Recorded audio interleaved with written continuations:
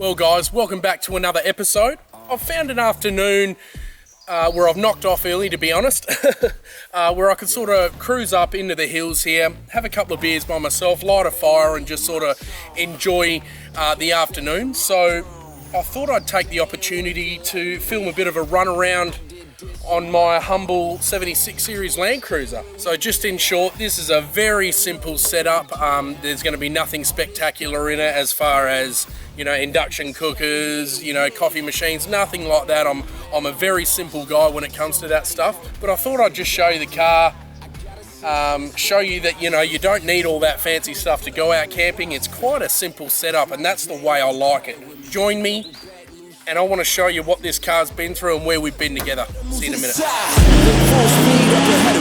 Slow down, what they telling me. I hit the clutch till it breaks, just trying to see what it could take. On the way, I got what it takes. I got what it takes. You better get out the way. You better get out the way. I got what it takes. I got what it takes. You better get out the way. You better get out the way. Well guys, so here she is. This is a 2012 model VDJ76. I thought I'd just start at the front basically, and I'll whip through it as quick as I can. So the rhubarb is just your, you know, it come with the car, pretty stock. I've heard they're made in the ARB factory. Winch compatible as well, which is really great. I plan to put one in one day. I've been threatening that for years, to be honest. Got the Emu X. This is an Emu X antenna. I'm pretty sure it's a 3 dB. Don't call me on that, but I'll put it on screen. I've got the solar output Anderson plug on the rhubarb here, so I can just, you know, put the little flexi solar panel that I've got straight on the bonnet here, and it just feeds everything in the back that I need. Spotties and lights, I've gone with the old Earth Tracks. I'll put the specs up, and also have a look in, oh geez, I think I did a video about 15-16 months ago reviewing the lights. They're unreal. They turn off and on. That's about it. That's all you need out of lights, isn't it? You can see down the road. That's about it. I mean, as you can see, there'll be a theme throughout this video. Simple and effective, I feel. You know, the bare essentials, but with a tiny bit of comfort, but not going overboard. Let's pop the old bonnet, show you what's happening under there. So, here's the engine bay. Nothing too fancy going on here. I've just got your standard dual battery system. This is a 100 amp hour starting battery and a 110 amp hour power crank battery. I'm pretty proud of the wiring that was got. I didn't do it myself, but I got the guys at Nashtec Auto Electrics in Kenwick to do this. Just absolute beaut work, you know. I know that I can go away and this is going to be reliable for me. And that's the main theme also with everything that I try and pick, is that I just want it, you know, I just want it to work for me while I'm on trips, you know.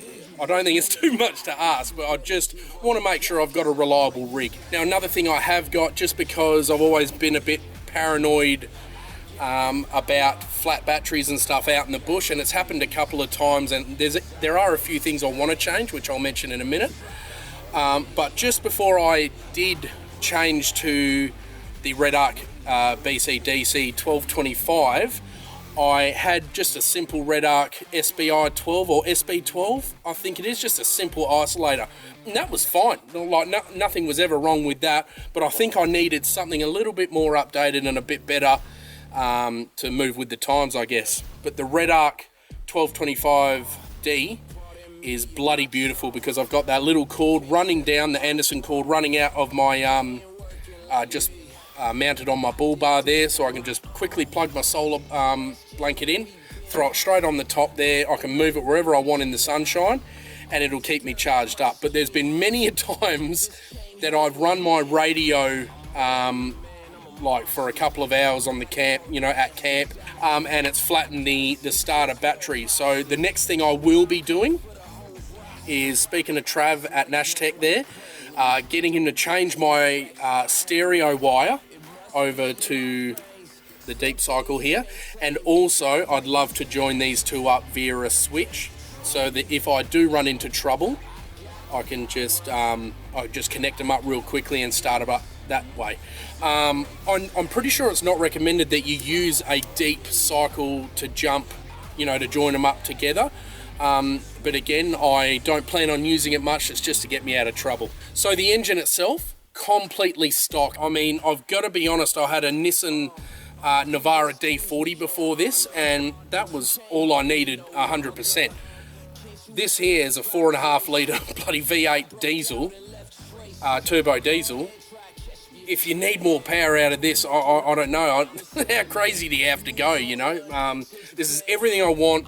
It takes me everywhere I need to go, you know, but obviously I need a little bit of a winch if I plan on going solo and plan on, you know, doing some hectic stuff on my own. But this engine here has all the power that I ever will need, you know, so I don't want to put a chip on it and, you know, put strain on other components of the car. I think I'd just rather leave it as it is. So moving on to the lower part of the car, wheels and suspension. I've got the BF Goodrich's 33s or 32.6 or whatever. Reason I went BF Goodrich is I've had them on most of my four-wheel drives. I had it on my first car was a Toyota Landcruiser Bandera, you know, a little 4-cylinder thing. I had BF Goodrich's on there, and I don't know, you know, it's all personal choice, but I swear by BF Goodrich.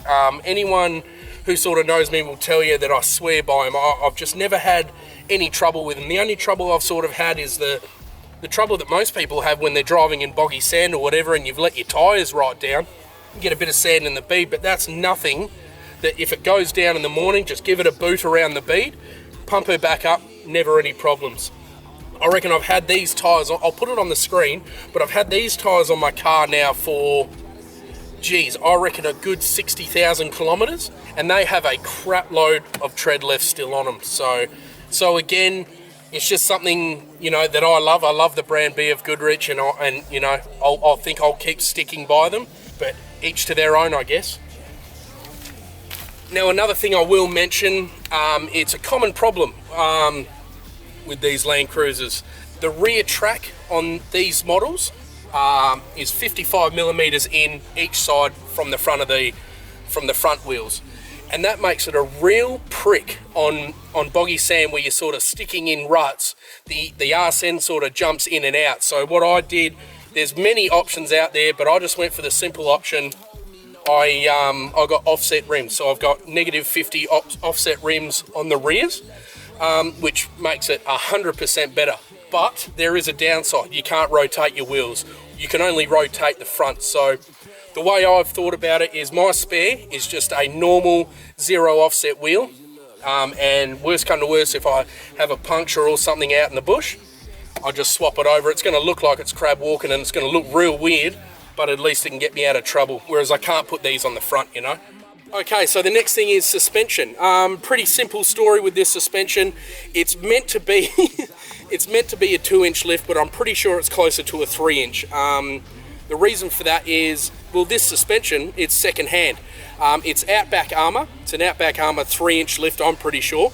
I got it off of a bloke who had the same exact car and did a coil conversion. So I was able to get it cheap, you know. I'm the type of bloke, I'll save money wherever I can, as long as it sort of doesn't get me in trouble, but it has many times. So, but I can't rate the Outback Armour enough. I mean, at the end of the day, these are leaf at the back, so they're quite stiff as it is, but I've gotten used to it. So whenever I jump into like a 200 series or something, jump back into this, feels like a piece of shit. But it sits nicely. I was happy that it's actually a 3-inch in the end, because it looks quite mean in my opinion. So pretty simple there. Tried to save coin wherever I could, and I hope it doesn't bite me in the ass.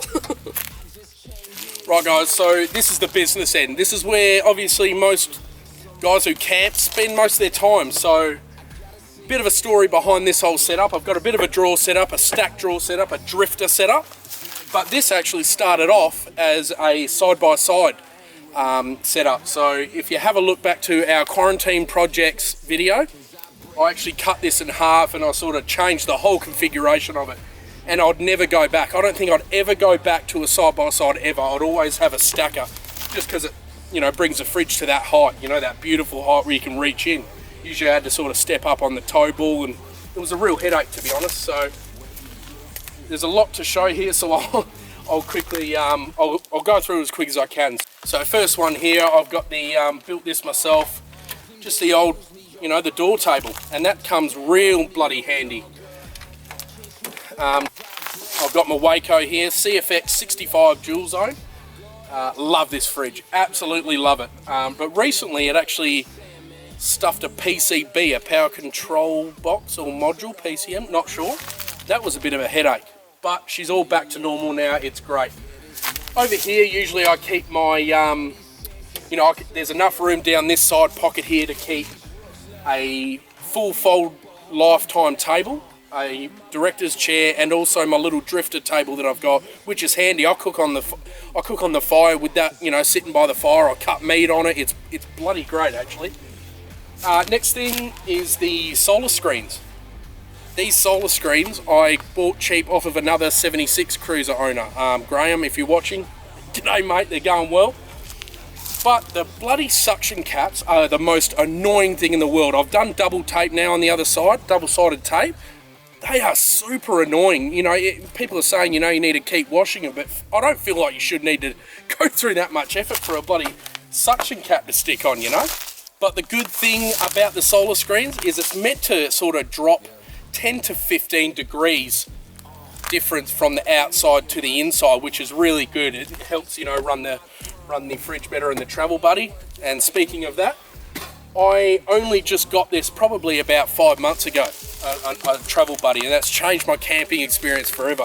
I know I said this is a very simple setup, and I still think that it is, but that travel buddy, it just helps so much when you're sort of moving from camp to camp.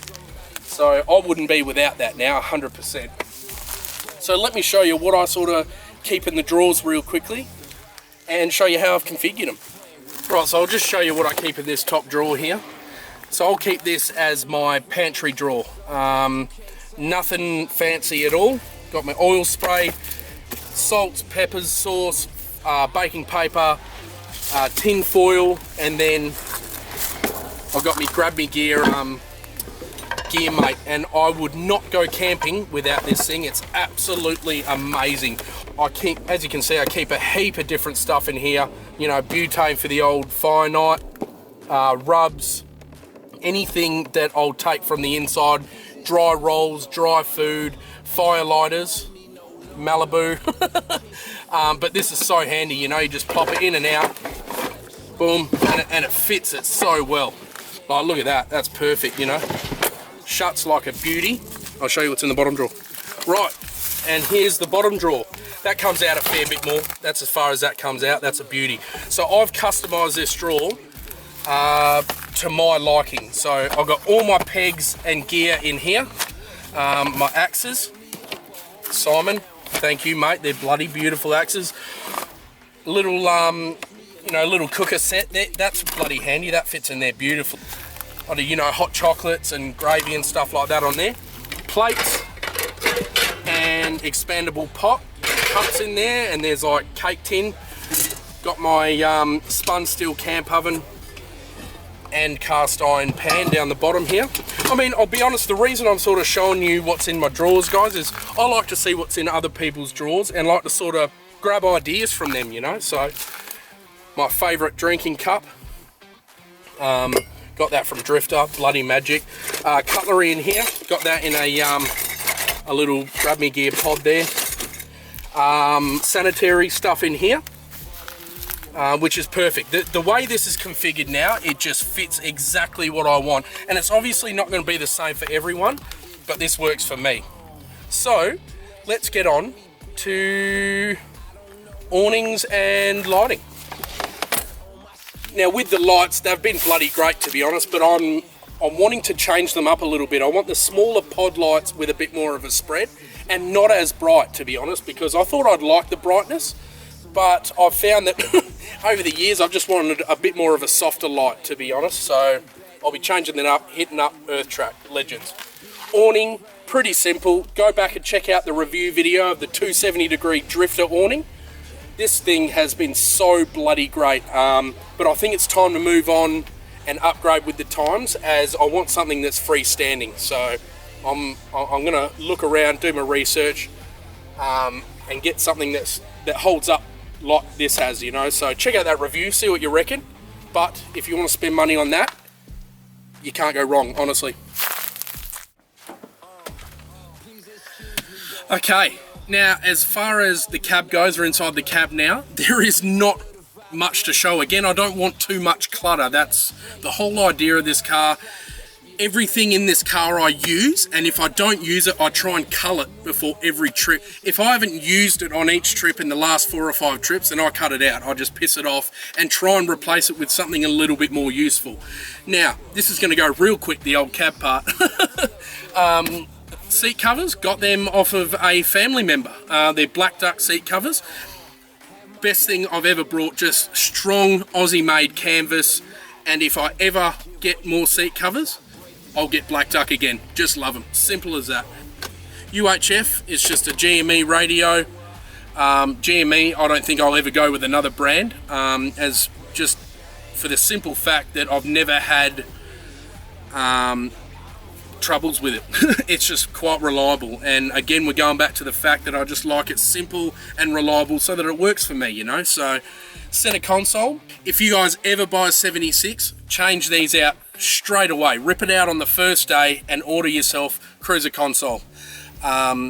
This is just perfect. It's got the 2 stainless steel cup holders there, plenty of room for everything that I want. I charge my main camera here. I charge the batteries here because it works out perfectly. It's tiny, so not much going on with the dash. I've got the Grab Me Gear dash organizer there. I would never have a full drive without that as well because it's so handy. My tire deflator, I've got a knife in there, I've got a spare little handheld walkie, I've got heaps of pens and stuff like that in there. Very handy when you're out in the road, and they're just right there in arm's length, you know. So this little ribbon here, my daughter gave it to me, and it's sort of just a little reminder I've left it in here, not to be a dick on the tracks, just to chill out and make sure you're safe, you know. If you guys have anything special like that, put it in the comments below, because I know there's a lot of cars I've been in where there's, you know, little ribbons or something like that that's a bit special to the owner. So let me know if you guys have any little weird stuff like that. Stereo, stock as a rock. I'd like to upgrade that because I love my music, but no speaker upgrades at all. I've got the little 6 inches in the front here. Not on pods or anything like that, just because we were super lucky when we installed them that we didn't hit the window or anything like that. So they're staying there, they're perfect, they're great. But apart from that, that's it for the front of this. I don't think I need an overhead console. If it does arise that I do want something like that, then I'll get it, you know what I mean? But I don't see the need for it now. So pretty much nearly wrapping up this walk around. Roof rack, that's just a local special that I found in Gumtree. Has been unbelievable. I mean, if I can stand on that and tie stuff to it while I'm up there, I'm stoked with that. I don't want to get into the whole roof load limit stuff like that, because I think that's been flogged out. Got the old Rhino rack shovel holder up there, nice long handled shovel holder. Love this thing. Use it for poops, use it for cooking eggs on, I've done that before. Bloody brilliant. So pretty simple. And then moving over here, I've got the Grab Me Gear wheel bag. I mean, I can't say much more about Grab Me Gear. You know, as you guys know, if you're long time watchers, I'm a big fan of him. You know, just love how he's getting it made here in Perth, keeping it Aussie, and it's just a humble, classy bloke who's doing it all himself. You know, and I tip my hat to him. But this thing is just canvas, you know, YKK zips. You know, got the seatbelt material to hold on, just brilliant. Now moving on, I want to show you guys what exhaust I've got in here. I wanted to show you guys the only other 2 things that I can mention that I've sort of gotten done to the running gear or, you know, engine in a way. So I've got a Manta 3-inch exhaust. I would get Manta on every car that I've got. Not endorsed at all by that company, but I'm just a fan of what they do. So that there helps with performance straight away if you're looking to buy one of these. But I would pair it and buy a ram head for the snorkel as well. Not a real snorkel, to be honest, because it's a 2-piece snorkel on these things, but it still helps paired with this exhaust. You will really know the difference there straight away. And the other thing I didn't mention was I replaced my clutch as well not long ago. It's got a heavy duty terrain tamer clutch in it, but not as though that's important information. Only did that out of necessity because the other one flogged out. Well, guys, so there you have it. That's my Land Cruiser, my pride and my joy. The thing that allows me to get to these beautiful spots, you know, and it's funny with a car like this, the relationship that you form with it. I've got to be honest, I'll be the first to say that for a Land Cruiser of this model, what you pay for it is an absolute joke compared to what you get, to be honest. But I think I sort of understand now, because it's that feeling when you're driving it. It has been so damn reliable, There hasn't been a time where I've had to get it towed home, I don't think. And as you can see at the start of the video, the shit that I've put this car through, you can't help but love it. There are a few things I would like to change about it. I think, you know, in the Workmate model, you literally get vinyl floors, no power windows, no cruise control or anything like that. I would love power windows, I really would. Just because when you pull up to a set of lights and your mate's by you, you sort of have to break your back to wind down the window on the other side, you know. But apart from that, I would not change a single thing about this car, apart from the list that I always have, you know, where I'm always adding stuff on. Everyone has that list where they're always adding stuff on, but she's me baby and I bloody love her. Guys, I really hope you enjoyed this video. Throw a thumbs up, you know, it really helps the channel out. And if you guys are watching for the first time, consider subscribing, see what you reckon. And consider becoming a Patreon. There's a lot of extra scenes and extra behind the scenes stuff that, you know, is on there. We have a lot of laughs and stuff like that, so have a look at that, see what you reckon. wacampingadventures.com.au, jump on the website, have a look. There's merch on there and fishing shirt pre-orders, which, you know, we love making and seeing the interest that you guys put in that. It's awesome. But guys, I hope you enjoyed. Thank you so much for watching. We'll see you in the next episode. Thanks, guys. But you can't hold me no longer. Can't you feel the vibrations? I broke out and left traces. Go ahead, try.